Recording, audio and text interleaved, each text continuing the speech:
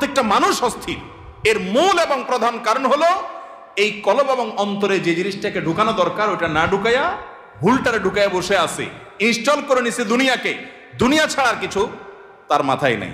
একজন যুবক তিনি কোনো মেয়ের সাথে অবৈধ সম্পর্কে জড়িয়েছেন, হারাম সম্পর্কে জড়িয়েছেন, সেটা একটা বিষয়, কিন্তু সেই মেয়ে তার সাথে ধরুন মানে কথা রাখে নাই, সে আরেকজনের সাথে ভেগে গেছে বা অন্য কোথাও তার বিয়ে হয়েছে।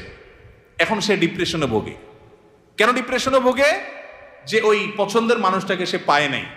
আলটিমেটলি এটা দুনিয়া, ঠিক না ঠিক? আলটিমেটলি এটা কি?